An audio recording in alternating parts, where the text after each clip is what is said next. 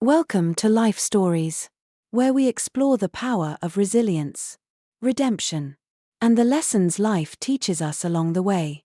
Today's story is about two sisters caught in a battle of legacy and ambition. Isabel, the underestimated sibling, rises from the shadows to prove her worth, while Tessa, the golden child, learns the hard way that shortcuts and arrogance come at a price. This is a tale of quiet revenge, personal growth, and redefining success. Subscribe to our channel to join us as we begin today's story of family, rivalry, and triumph. Let's dive in. The moment the lawyer said the words, the entirety of the Moore estate, including all properties, investments, and liquid assets, will pass to Tessa Moore, I felt the air leave my lungs. It hit me like a physical blow. My hands gripped the armrests of my chair, my knuckles turning white as my mind scrambled to process what I had just heard. Surely there had to be some mistake. There's no mistake, Tessa said, her voice dripping with that trademark faux sympathy she'd perfected over the years. She adjusted her perfectly tailored blazer, her tone carrying an air of smugness she didn't even try to hide. Mom and Dad knew what they were doing. My eyes darted to Rachel, the family lawyer, my last hope for some explanation that could make sense of this nightmare. Her face, however, remained professionally neutral, her expression betraying nothing. It was as though this betrayal, this dismissal of my entire existence, was simply another routine detail in her day. They left me nothing, I whispered, more to myself than anyone in the room. There is a personal letter, Rachel said quietly, sliding an envelope across the polished oak desk. Tessa rose from her seat with a grace that felt as practiced as the condescending smile she threw my way.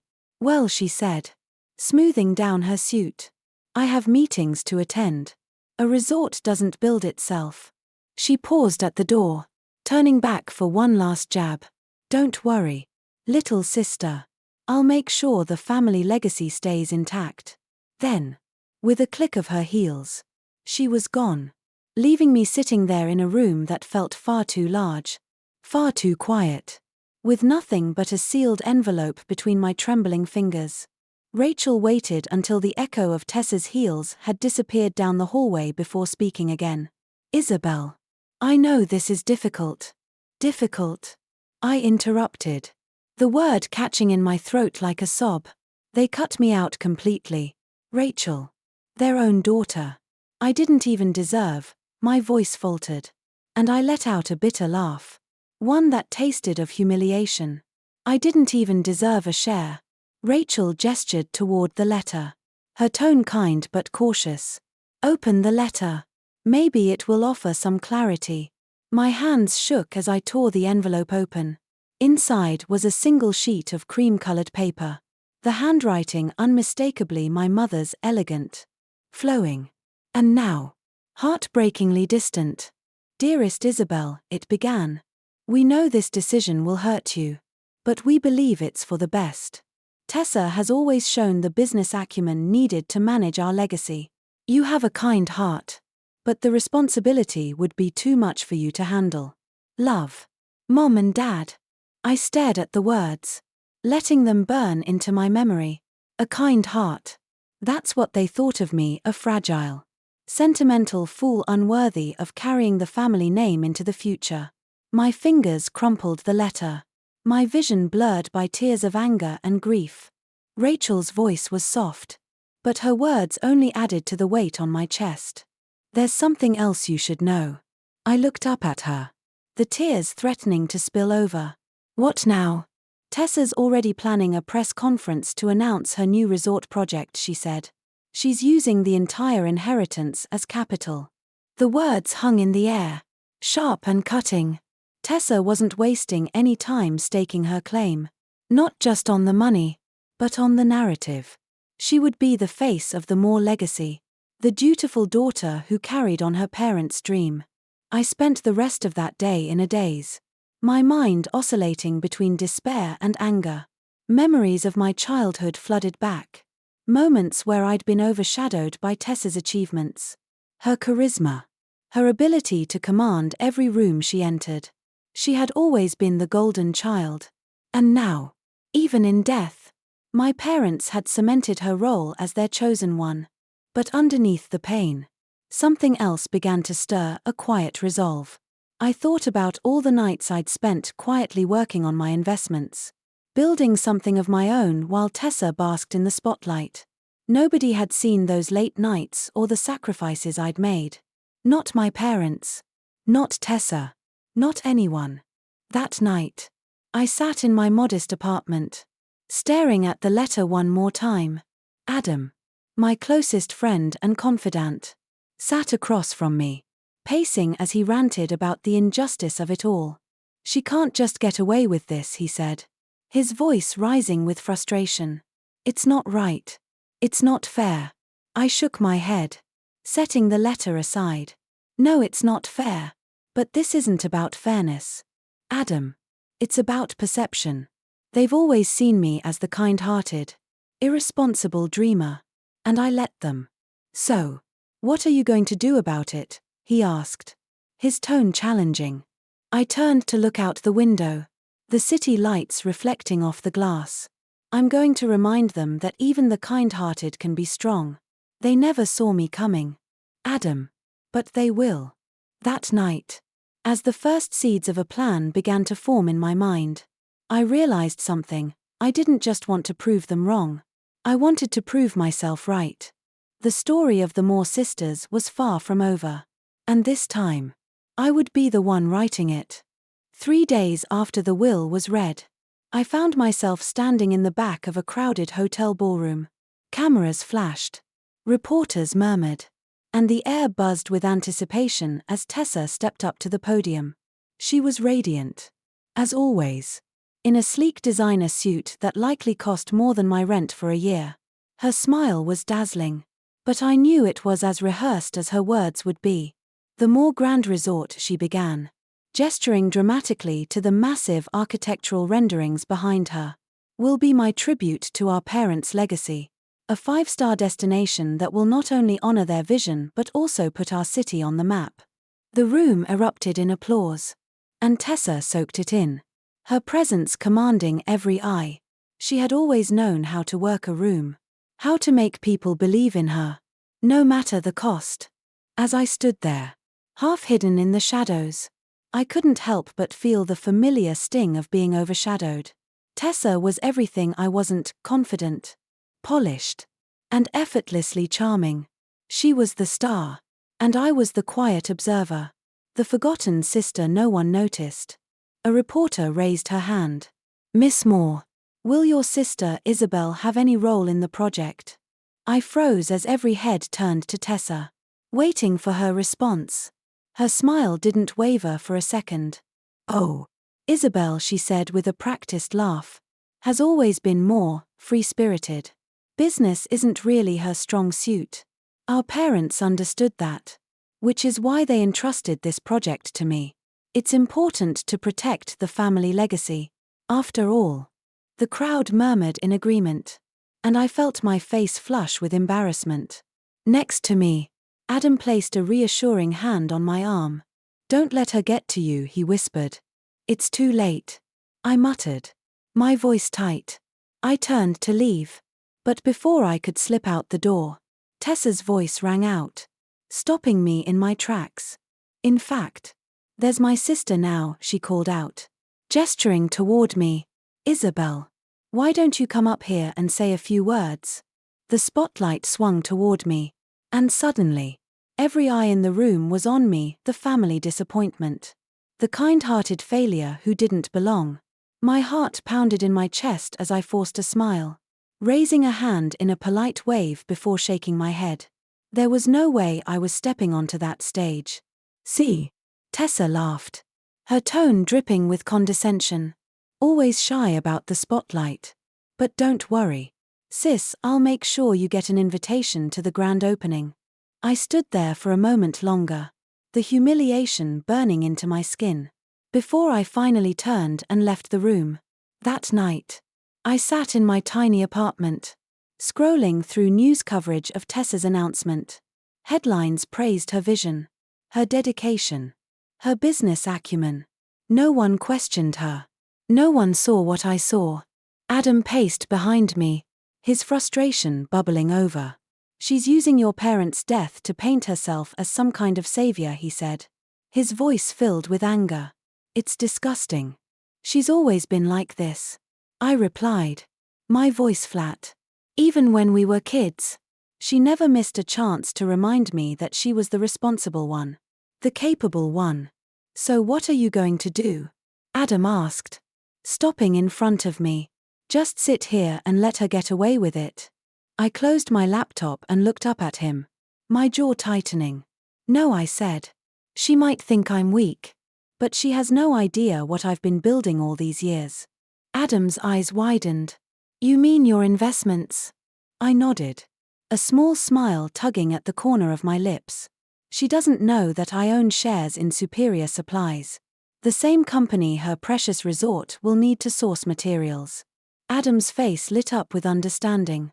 "You're going to use it against her, aren't you?" "Not yet," I said, standing and walking to the window. The city lights stretched out before me, a reminder of all the quiet sacrifices I'd made. "First, I need to make a call. It's time to show Tessa what the family disappointment is really capable of." That night, as the pieces of my plan began to fall into place, I felt a new kind of strength rising within me. This wasn't just about revenge.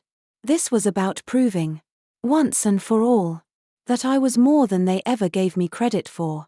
The quiet sister, the kind-hearted dreamer, she was gone. And in her place, someone far stronger was emerging. The city glittered below me as I stood at the window, my phone pressed to my ear. Rosalie, my longtime lawyer and confidant, was on the other end of the line, her voice calm but curious.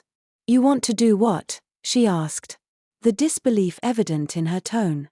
"I want to increase my stake in Superior Supplies," I said firmly. "I already own 15%. But I want 30%. Tessa has no idea I even have a single share, and I intend to keep it that way." Rosalie was silent for a moment, and I could picture her leaning back in her chair, processing what I'd just said. "That's quite an investment, Isabel," she finally replied. "And it's a bold move, considering your sister's project relies heavily on Superior Supplies." "That's exactly the point," I said. "I've been building this for years, Rosalie. Long before my parents decided I wasn't worth including in their plans." A knock at the door interrupted our conversation. I turned to see Adam standing there, balancing 3 steaming cups of coffee. He grinned as he set them down on the table. "Thought we might need these. It's going to be a long night." Rosalie raised an eyebrow. "You didn't tell me Adam was involved in this." I smiled as I took a cup. "Adam has been helping me manage my investments from the beginning. He's the only one who knew what I was doing." "And Tessa has no clue?" Rosalie asked. I laughed, shaking my head. "She thinks I spend my days painting and feeding stray cats. She never bothered to look deeper." Adam pulled out his tablet and gestured for me to look. "Speaking of your sister, check this out." He showed me Tessa's latest post on social media, a video of her walking through the construction site, wearing a perfectly coordinated hard hat and designer boots. "Breaking ground on my dream project," the caption read. "Can't wait to show everyone what real business acumen looks like." "Real business acumen," I muttered, my voice dripping with sarcasm. "She's going to need more than that when her supply chain collapses." Rosalie set her coffee down, her expression serious. "Isabel, are you sure about this? Revenge might feel good in the moment, but this could get messy." "This isn't just about revenge," I said sharply, meeting her gaze. "Tessa didn't just take my inheritance. She's been undermining me my entire life.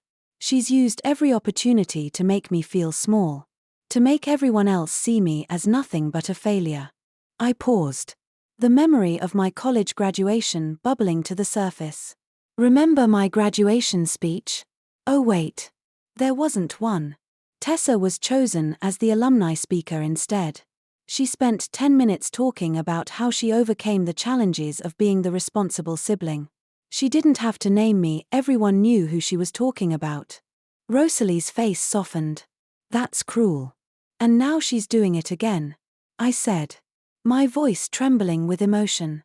Using our parents' death to position herself as the only capable more child.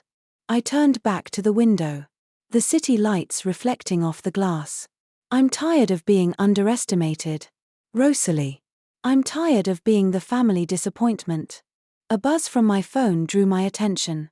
It was a text from Titus, one of the project managers for Tessa's resort. Your sister's making impossible demands. The budget won't stretch this far. Help. I showed the message to Adam and Rosalie. Titus has been keeping me updated on the project. I explained. He doesn't know about my investments. But he knows I understand Tessa better than anyone. Rosalie leaned forward. Her brow furrowed. What exactly is your sister demanding? I sighed. Reading aloud from Titus's message. Italian marble for all the bathrooms. Custom furniture from Paris. Special orders for everything. The suppliers are already stretched thin trying to meet her deadlines. Adam let out a low whistle. She's setting herself up for disaster. And I'm going to help her get there, I said. A smile spreading across my face. But first, I need to finalize my increased stake in Superior Supplies. Once that's done, the next phase of the plan begins. Rosalie stood, heading to her filing cabinet. If you're serious about this, we'll need to sign the papers tonight. The shareholders' meeting is in 2 weeks. Perfect timing, I said, my voice steady with determination. Right before her grand opening announcement. Rosalie turned back to me, her expression unreadable. Once we do this, Isabel, there's no going back. Are you ready for the fallout? I thought about all the times Tessa had humiliated me. All the subtle digs and public put-downs. I thought about my parents' letter, reducing me to nothing more than a kind heart. I'm prepared, I said, picking up the pen and signing the papers with steady hands. And I have something Tessa doesn't. Rosalie tilted her head. What's that? Nothing left to lose. 2 weeks later, the shareholders' meeting for Superior Supplies was held in a sleek high-rise overlooking the bustling city.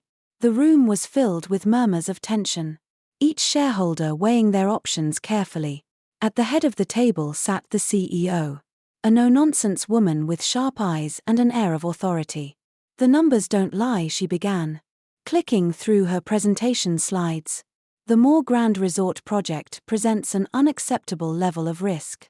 If we continue to prioritize such high-stakes orders, we risk destabilizing the company's entire supply chain. My heart raced. But my face betrayed nothing. Sitting quietly in my tailored blazer, I was just another shareholder. One of many. But I knew the truth, my vote would decide the outcome. Across the room, the discussions grew louder.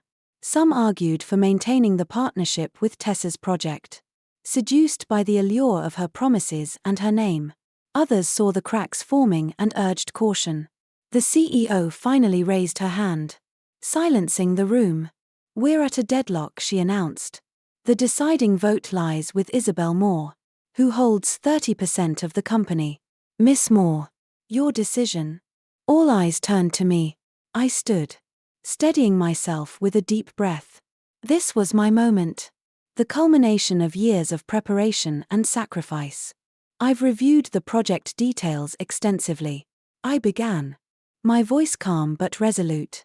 The rushed timelines, the impossible demands, and the financial instability present too great a risk. Superior Supplies is a company built on reliability and trust. We cannot afford to jeopardize that for one project, no matter how high-profile it may seem. The room buzzed with murmurs. But I didn't stop. I moved to terminate Superior Supplies' involvement in the More Grand Resort project. The CEO nodded, her face betraying a flicker of relief. The vote was swift. And in less than 5 minutes, it was official. Superior Supplies was withdrawing from the project. As I left the meeting, Adam was waiting for me in the hallway, his eyes wide with anticipation. "It's done," I told him, and a slow grin spread across his face. "You just pulled the rug out from under her," he said, shaking his head in disbelief. "What happens now?" "Now," I said, "we wait." The fallout began almost immediately. That evening, my phone lit up with messages from Titus. "Emergency meeting called. Tessa's losing it. No supplies. No alternatives. Investors are panicking." I shared the updates with Adam and Rosalie as we sat in my living room. Rosalie sipped her tea, her expression pensive. "Tessa will scramble to find new suppliers," she said. "But with her deadlines and demands, it'll be nearly impossible." Adam scrolled through his phone, his eyebrows shooting up. "It's already making headlines," he said, turning his screen to show me. "Superior Supplies pulls out of more Grand Resort amid concerns." I leaned back in my chair, a strange sense of calm washing over me. It wasn't satisfaction, exactly, but a quiet vindication. For once, I wasn't the one caught off guard. Tessa was the one scrambling, trying to save a crumbling empire. The next day, as the news spread, Tessa called me. It was her third call of the morning, and like the others, I let it go to voicemail. Adam raised an eyebrow at me, but I just shook my head. "She'll figure it out eventually," I said. By the end of the week, the cracks in Tessa's project had widened into chasms. Reporters swarmed the construction site, capturing footage of halted work and frustrated workers. Rumors circulated that her investors were pulling out. It was chaos, and Tessa was right in the center of it. But even amidst the public unraveling of her carefully curated image, Tessa held onto her facade. She posted another video, standing at the site with a champagne flute in hand. "Minor setbacks only make us stronger," the caption read. "The more Grand Resort team is adapting and overcoming." Adam scoffed as he read it aloud. "She's really trying to spin this, isn't she?" "She doesn't have a choice," I said. But the truth always catches up.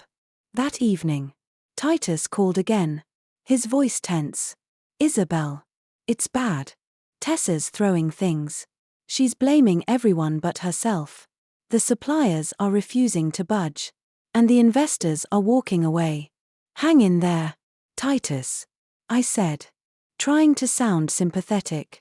But as I hung up, I couldn't help but feel the weight of what I'd set into motion. This wasn't just about bringing Tessa down, it was about standing up for myself. For the years I'd spent being underestimated and overlooked. Adam glanced at me, his expression unreadable. "You don't feel bad, do you?" I thought about it for a moment, then shook my head. "No. She made her choices. I just made sure the consequences caught up with her."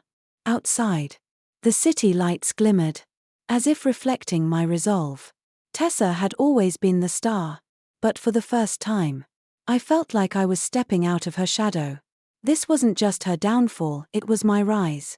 The day of the press conference arrived, and the ballroom where Tessa had once commanded the room was now filled with a very different kind of energy. Reporters buzzed with questions, cameras flashed incessantly, and the murmur of whispered speculation filled the air. For weeks, headlines had chronicled the collapse of the more Grand Resort. But this was the first time the story had a face, and that face wasn't Tessa's anymore. I stood backstage, watching from the shadows as Tessa paced near the podium. Gone was the polished confidence she had radiated weeks earlier. Her designer suit was as impeccable as ever. But her eyes betrayed her. For the first time in her life, Tessa looked unsure, and it was a look I barely recognized. "This is a disaster," she muttered, clutching her phone. "Where are the new suppliers? Why isn't anyone calling back?" I stepped forward, my heels clicking softly against the tiled floor. "Maybe because I called them first," I said calmly. Tessa whirled around, her expression hardening into a glare. "What are you doing here?" she snapped. I held up my conference badge. "I'm one of the speakers." "Like hell you are," she hissed. stepping closer. You have no right to. Ladies and gentlemen, the event coordinator's voice boomed, cutting her off. Please welcome Tessa Moore to discuss the future of the Moore Grand Resort. Tessa's face tightened, but she quickly plastered on her media smile and strode to the podium. Her ability to switch personas so effortlessly never ceased to amaze me. As the applause faded, she began her speech, her voice steady but devoid of its usual charm. As you all know, the Moore Grand Resort has faced some unexpected challenges, she said.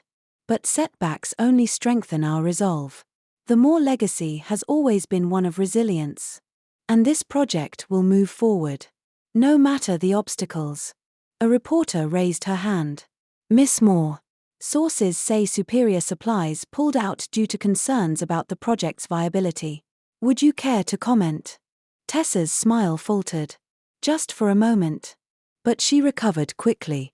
We're exploring alternative partnerships, she replied. This project represents our family's legacy of excellence. And I'm committed to ensuring its success. Another hand shot up. Can you address rumors that your sister, Isabel, was the key shareholder who voted against the project? The color drained from Tessa's face. And for the first time, she seemed truly at a loss for words. She gripped the edges of the podium as if it were the only thing keeping her upright. Before she could respond, I stepped out from the shadows. Allow me to clarify, I said, my voice cutting through the murmurs in the room. All eyes turned to me as I walked toward the stage. I could feel the weight of the spotlight. But instead of shrinking under it, I welcomed it. This was my moment. Ladies and gentlemen, I began, standing tall beside my sister. For years, Tessa has presented herself as the sole protector of the Moore legacy. But what she didn't know, what no one knew, is that while she was making bold proclamations and grand gestures, I was building something real. The room erupted in a flurry of camera flashes and whispered questions. Tessa glared at me, her jaw clenched. But I didn't stop. I've spent years investing quietly, strategically, in businesses that align with the values our parents claimed to care about. One of those investments happens to be Superior Supplies. As a major shareholder, I had the power to make a choice that prioritized stability and integrity over vanity projects. A gasp rippled through the crowd, followed by a flurry of questions from reporters. Tessa stepped forward, her voice trembling with anger. You think you can just walk in here and destroy everything I've built? You destroyed it yourself, Tessa, I said, meeting her glare head-on. By cutting corners, by ignoring deadlines, by making impossible demands. I simply refused to let your recklessness drag others down with you. Titus appeared at the back of the room, holding up a USB drive. And for those who need proof, I continued, gesturing toward him. We have the documentation to back it up. The room erupted again, and Tessa lunged for the microphone. But I was faster. The Moore legacy isn't about designer suits or grand speeches, I said, my voice steady and clear. It's about resilience, integrity, and building something that lasts.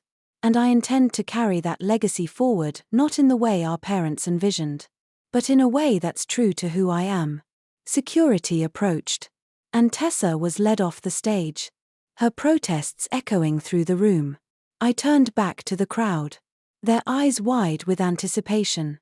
For years, I was underestimated, I said, my voice softening but not losing its strength. But success doesn't always look the way people expect it to. Sometimes, it's quiet. And sometimes, it takes years of hard work to show the world what you're really capable of. The applause was deafening. For the first time, I wasn't just Tessa's little sister or the kind-hearted disappointment.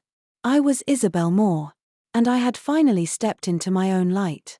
The air was crisp as I walked through the abandoned construction site of what was supposed to be the Moore Grand Resort. The half-finished building stood like a monument to ambition gone wrong, its skeletal frame exposed under the grey sky. The foreclosure signs plastered around the site were a sharp reminder of just how far Tessa had fallen. From a distance, I spotted her standing in the mud, her once pristine designer shoes now scuffed and wet. For the first time, she wasn't wearing her usual armor, no tailored suit, no makeup carefully applied to perfection. She looked small, vulnerable, human. I hesitated for a moment, watching her shoulders rise and fall as though the weight of the world had finally caught up to her. Then, I stepped out of the car, umbrella in hand, and walked toward her. She didn't turn as I approached, but I knew she'd heard me. "Come to gloat?" she asked, her voice barely audible over the soft patter of rain. "No," I said simply, holding the umbrella over both of us. "I came to return this." I pulled out the letter, our mother's final words to me, and handed it to her. Her hands trembled as she took it, her eyes scanning the familiar handwriting. "You ruined me," she whispered, her voice breaking. "You took everything." "No, Tessa," I said, my tone steady but firm. "You ruined yourself. I just stopped cleaning up the mess." She looked up at me then, her eyes filled with anger and hurt. But beneath it all, I saw something else, confusion. For once, she didn't have a snappy comeback or a calculated response. She was just lost. Before either of us could say more, a voice called out behind us, "Miss Moore, could we get a statement?" I turned to see Zara, the journalist who had broken the story about the resort's collapse, walking toward us with a small camera crew in tow. Tessa scrambled to her feet, trying to compose herself, but the mud and rain weren't kind to her efforts. "Get that camera out of my face," she snapped, her voice cracking. Zara turned to me instead. "Isabel Moore," she said, her microphone extended. "You've been called the silent success by multiple business outlets. How does it feel to watch your sister's project fail?" I glanced at Tessa, who was staring at the ground, her hands clenched into fists. I could see the cracks in her mask, and for the first time, I didn't feel the satisfaction I thought I would. "Success and failure aren't always what they seem," I said, meeting Zara's gaze. "Sometimes the biggest failures teach us the most important lessons." Zara looked intrigued, but before she could ask another question, I turned back to Tessa. "Now's not the time for this," I said quietly. "Let's go." Tessa stared at me, as though trying to decide whether to lash out or accept the small lifeline I was offering. Finally, she nodded, and we walked away together, leaving Zara and her crew behind. Later that evening, back in my office, I sat at my desk, staring out at the city lights. Adam walked in, carrying 2 mugs of coffee. "How's it feel?" he asked, setting one down in front of me. I thought for a moment before answering. "It feels strange," I admitted. "I thought I'd feel triumphant. But now that it's over, all I feel is relief."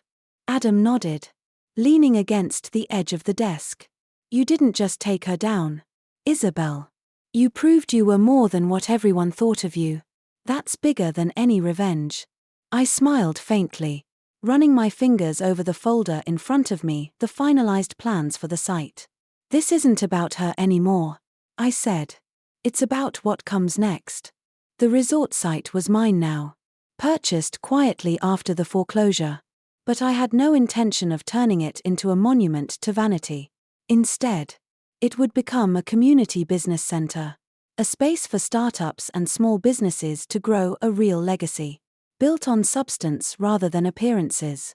A few days later, I walked through the site with Titus, who had left Tessa's project to work for me. "Construction is back on track," he reported.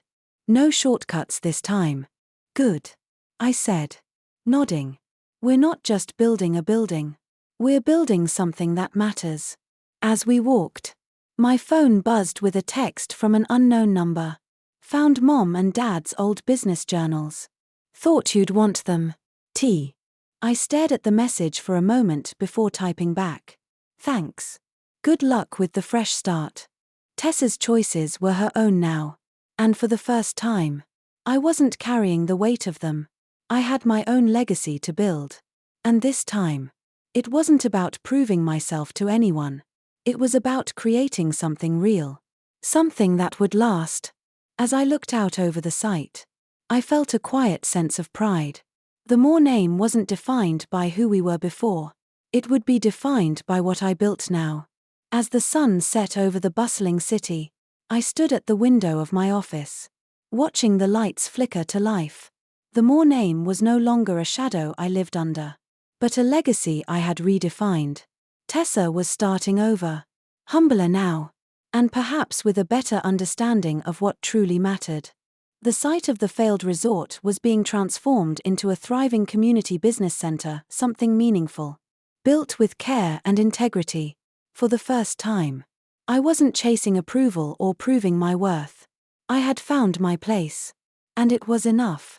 Sometimes, the best revenge isn't destruction, it's creating something better. And sometimes, success isn't about standing in the spotlight but building something that shines brighter than you ever could. If you enjoyed this story, don't forget to subscribe to Life Stories for more inspiring tales. See you in the next video.